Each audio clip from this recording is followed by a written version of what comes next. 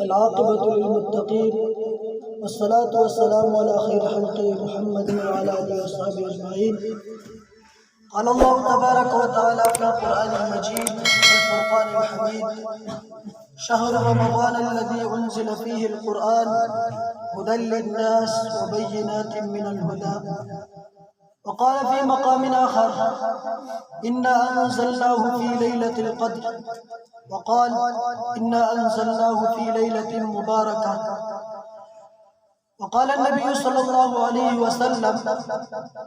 عن عبد الله بن عمر قال: قال رسول الله صلى الله عليه وسلم: يقال لصاحب القرآن: اقرأ وارتقي ورتل كما كنت ترتل في الدنيا، او كما قال عليه الصلاة والسلام. عزتمندو، دا کوم پروګرام چې جاری دی دا د ختم قرآن په باره کې دی. ختم قرآن چې دی دا یو عظیم الشان پروګرام دی چې دې باندې د الله تعالی رحمتونه ورېږي. مشکات شریف کې یو حدیث دی چې یو صحابي چې دی هغه په موږ کې سوره بقره ویله، نو هغه وایي چې زما خواته زما اس چې دی هغه تړلی و، او هغې خواته زما بچی چې دی هغه ومه یحیا نومې و. نو کله به چې ما د سوره بقره تلاوت شروع کړ نو دا اس چې دی د به ټوپونه شروع کړه، او کله به چې زه غلی شلم نو دا اس به هم په ارام شو. چې بیا به ما تلاوت شروع کړ نو بیا به دغه چل. نو زه ویارېدلم چې دا اس چرته زما دې زوی ته نقصان ونه رسوي، نو ما موږ مات کړ. او بار چې مې وکتله نو د اسمان نه یو توره وریځ چې دغه راکوزېږي. نو زه وتلم د کور نه چې د دې نظاره زه وکړم دا وریځ چې د دا ایښی دی. وایي څنګه چې زه وتلم نو بار هېڅ شی هم نه. نو سهار ټایم چې زه لاړم ما د حضور صلی الله علیه وسلم خدمت کې ما دا وویل چې د شپې ما داسې یو منظر ولیده. نو هغه ورته وفرمایل چې دا تا چې کوم تلاوت کوو د سوره بقره نو دا فرشتې چې وي د اسمان نه راکوزېدلې د دې اورېدو دپاره. که دا تلاوت چرته تا تر ساره پورې جاري ساتل وي او موږ دې کولې نو تا خلک چې د سهار چې پاڅېدل وي هغوی به دا فرشتې خپلو سترګو سره لیدل وي چې هغه د قرآن اورېدلو له راتلې. نو یو خو دا یو عظیم الشان مجلس دی چې دې باندې د الله تعالی رحمتونه ورېږي. ځکه چې حدیث کې راځي چې د الله تعالی داسې فرشتې دي چې هغو په ځمکه کې چکر لګوي او داسې مجلس هغو ګوري کوم کې چې د الله تعالی او د الله تعالی د دین او رسول خبره کېږي. نو دا فرشتې چې هغو ته داسې مجلس میلاو شي، دا فرشتې راشي او د هغې مجلس نه ګیره واچي او تر اسمانه پورې چې دی د دې مجلس نظاره کې هغو. نو یو خو دې مجلس والو منې یو څو انعامونه دي. یو خو دا فرشتې چې دي د دې نظارې لپاره چې دی اسمانه پورې په یو بل ولاړ او د دې نظاره کې. بل دا چې الله تعالی په دو باندې رحمت او سکینه نازل کړي، دو خپل په زړونو کې اطمینان محسوسوي بیا. او الله تعالی فرمایي چې د دې مجلس نه بهتر د فرشتو په ماحول کې به زه ستاسو ذکر کوم. نو اوس لغونې خبره چې دا هغه د قرآن او د رمضان چې خپلو کې کوم تعلق دی هغې بارے کې ګورئ. سوره بقره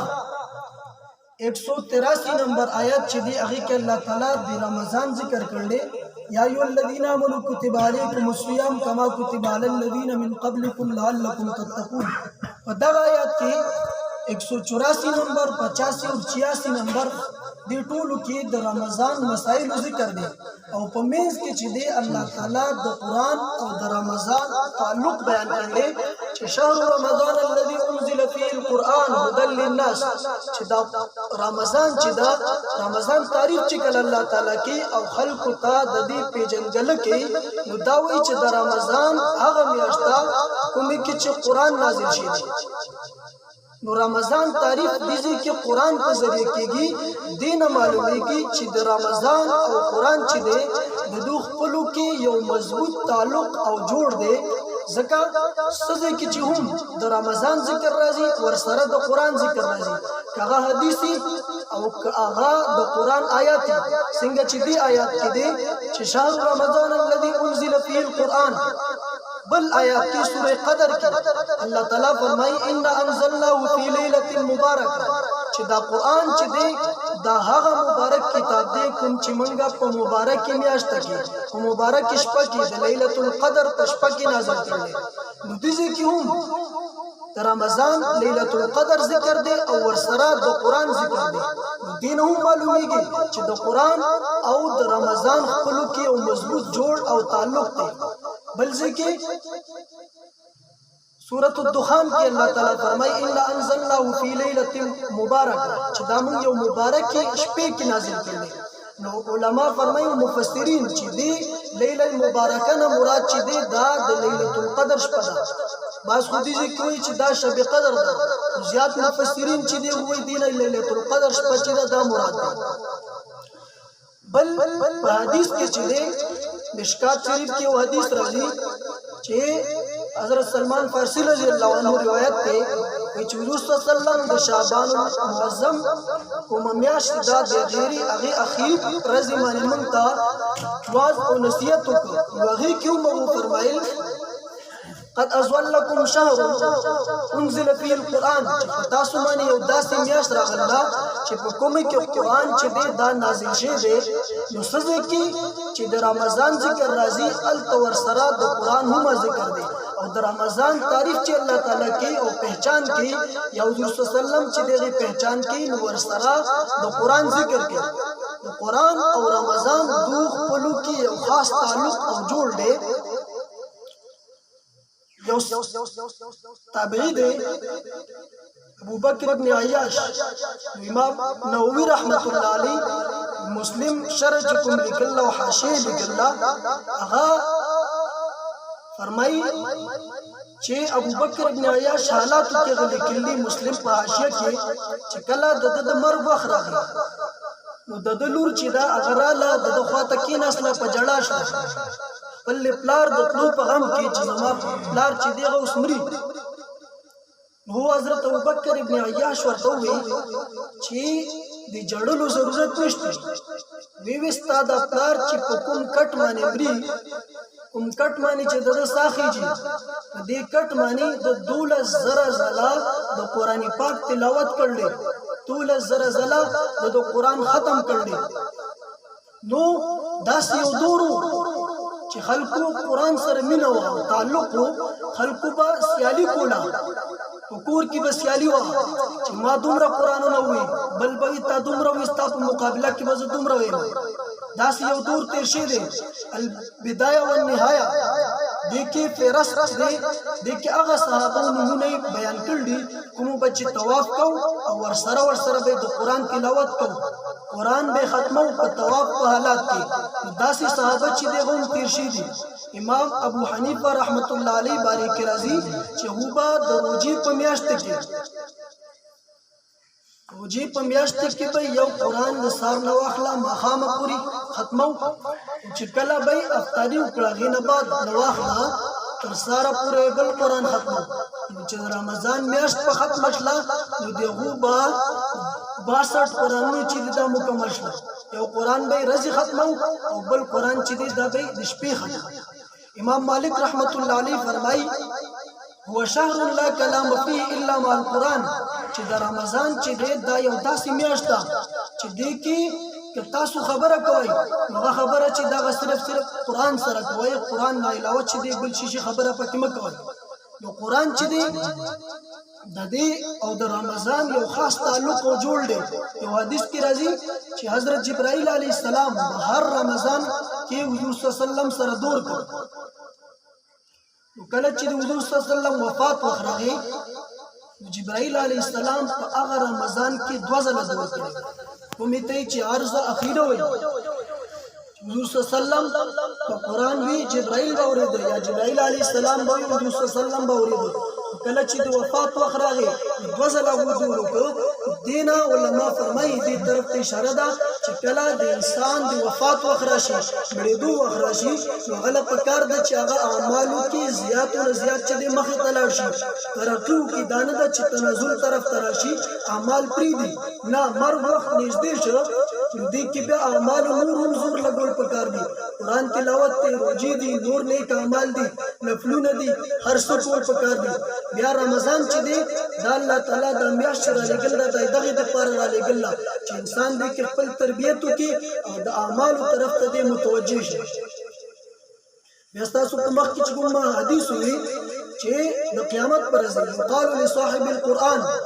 تو قرآن حافظ ته به ویل کېږي اقرا چې ته دا قرآن وایه ورتقي او د جنت درجې چې دي په دې باندې خېږه ورتل او داسې وایه داسې قرات کوه داسې تجوید سره وایه څنګه چې تا په دنیا کې تلاوت کړ آرام آرام سره وایي چې کوم ځای کې د قرآن اخیری آیات دي هغه چې دی هغه ستا مقام دی بیا د حافظ چې دی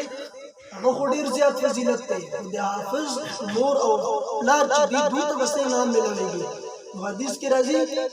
چې د قیامت پر ورځ به د حافظ قرآن چې هغه مور او پلار له الله تعالی داسې یو تاج ورکړي چې د کومه رڼا به چې هغه به د نور نه هم زیات مخکې حدیث راځي چې ستاسو څه ګمان دی د هغه نور باندې کې کوم چې اسمان کې دی که هغه راکوشي او ستاسو کورونو ته راشي نو د هغې به څومره زیاته رڼا حالانکې هغه موږ نه دومره لرې دی میلونو په فاصله باندې دی خو بیا هم دومره چې کله راشي نو دومره رڼا راځي چې دننه ګوټونو ته رسي ګوټونو کې هم رڼا نو بیا ستاسو څه ګمان دی چې دا نور چې دی دا که ستاسو کورونو ته راکوشي نو ستاسو کورونو کې به څومره رڼا وي داسې یو تاج چې دی الله تعالی به د حافظ قرآن مور او پلار ته اچوي چې د هغې رڼا چې دا هغه به د اسمان د نور نه هم زیات دا خو دغه د مور او پلار چې دی دغه د انعام دی الله تعالی به هغو داسې ایمان نوازي کوي چې انعامات به ورکړي بیا د حافظ قرآن به څه مرتبې چې کوم قرآن حفظ کړ نو قرآن نن سبا چې دی زمونږ تلاوت طرف ته روجي میاشت کې څنګه چې دا دغه تیر شاهدونو کې څنګه راغله حدیث کې راغله چې رمضان او قرآن چې دی خاص تعلق دی اوس پکار دادا چې مونږه په رمضان کې د قرآن زیات او زیات تلاوت وکړو دا خپل معمول جوړ کړو مونږه ځکه حدیث کې راځي چې یو کس د قرآن سره داسې مشغول دی چې هغه ته د دعاګانو ټیم نه میلاویږي 24 غنټې چې د غاړم دی نور خلق خو دعاګانې غواړي ذکر اذکار کې دا سړی چې دی د یا خو د قرآن په تلاوت کې اړم دی هر وخت تلاوت کې یا د قرآن معنی چې ده قرآن مفهوم چې دی او د قرآن حکمونه چې دي هغه یې زده کولو کې داسې مشغوله دی چې دلته د نورو دعاګانو ټیم نه میلاویږي حضور صلی الله علیه وسلم فرمایل چې الله تعالی وایي حدیث قدسی دی چې زبا دلا د نورو خلقونه کوم چې غوښتونکي دي سوال کوونکي دي هغونه به هم زله زیات ورکوم کوم چې سوال کول ولا ورکوم دا د قرآن سره تعلق چې قرآن سره څوک تعلق جوړ کړي هغه دعا هم نه کوي الله تعالی به له دعاګانو کول ونه زیات چې د انعام ورکړي او اجر ورکړي بیا د قرآن د یو سورت او یو آیات چې دی فضیلتونه په حدیثو کې راغلي څنګه چې د سوره بقره فضیلت بیان شو چې دا صحابي چې په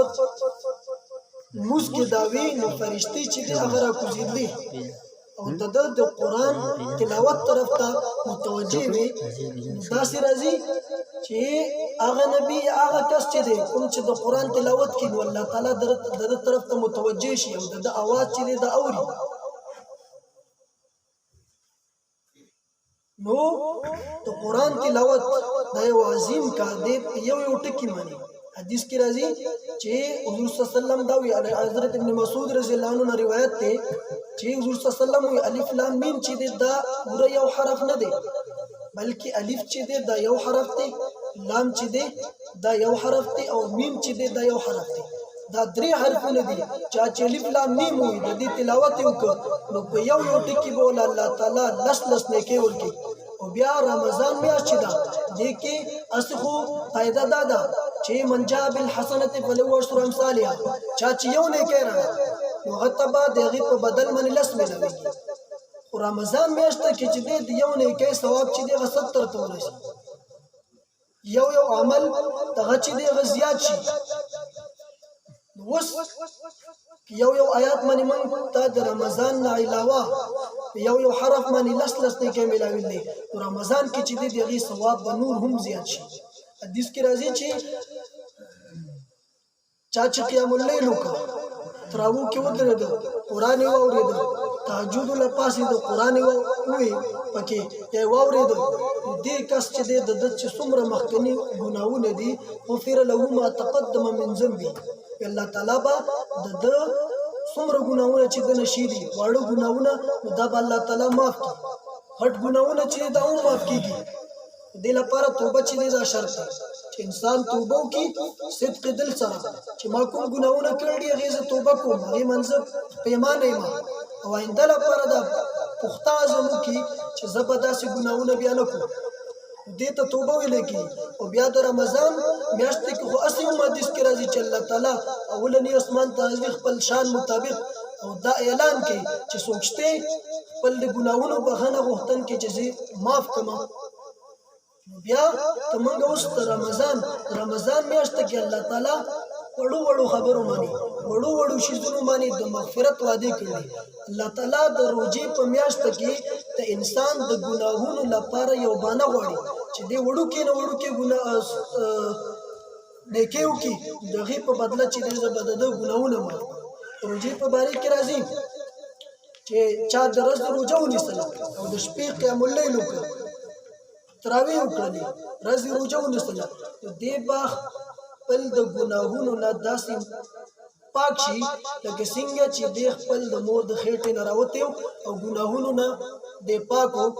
داسې چې د روزي نیسلو سره او قیام الليل کولو سره چې د خپل د ګناهونو نه ما د ګناهونو چې د الله تعالی میټاو کی بیا انسان چې کله د دنیا نه لاړ شي د رجستر چې دی هغه بند شي د اعمال چې د څومره په ژوندۍ کې کول هغه ځای کې هغه معنی فل سټاپ ولګي او مخې ته بیا نه لیکل کېږي خو یو څو کسان داسې دي چې هغه کو وفات ماشینو ماشغینه بعد چې د رجستر کولاوي او پکې نه کې لیکل کېږي هغه کې یو کس هغه دی کوم چې خپل بچي ولېګه مدرسې ته او حافظ قرآن جوړ کړ یا عالم جوړ کړ هغه چې څومره نیکي کوي څومره د ثواب کارونه کوي نو د دې مور او پلار په نامه اعمال کې به هم د ثواب لیکل کېږي نو دا نن سبا زمونږ توجه چې هغه دنیوي تعلیم طرف ته خدا او دینی تعلیم چې دی دا د دې طرف ته څوک توجه نه ورکوي حالانکه دنیا زمونږ مخه خو دنیا ته ده چې دنیوي تعلیم مونږ وکړو مونږ ته به فایده میلاو شي زما زوی به انجینیر جوړ شي ډاکټر به جوړ شي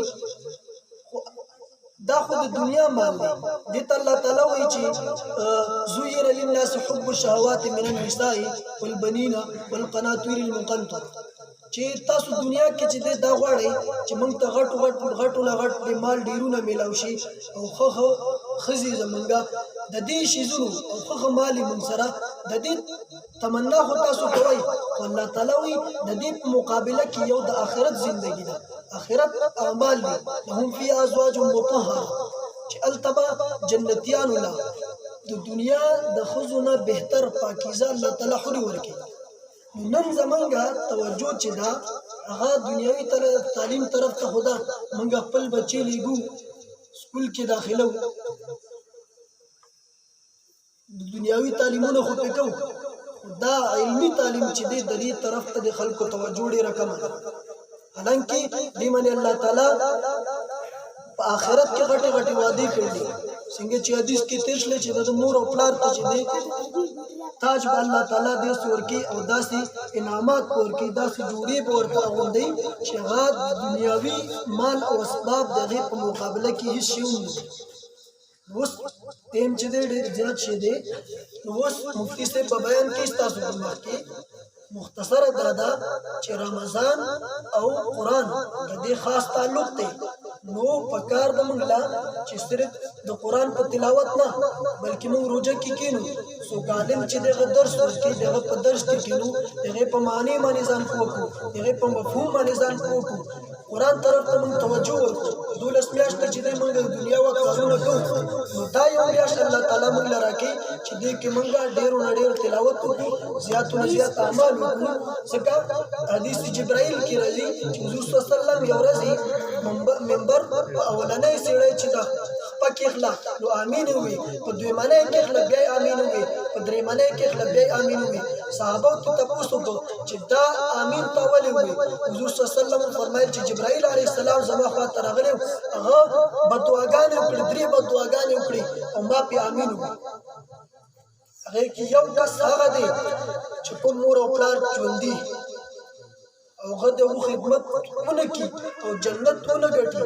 دې کس لپاره جبرائیل علیه السلام به دعا کړله چې دا کس ته خدای هلاک کړي حضور صلی الله علیه وسلم په امین ویل دا به دعا په مبارک کې چې د فرشتو سردار جبرائیل علیه السلام به دعا وکړي او د دنیا سردار چې دغه په امین وي د دې کس هلاکت کې بیا شک نشته دویم هغه کس دی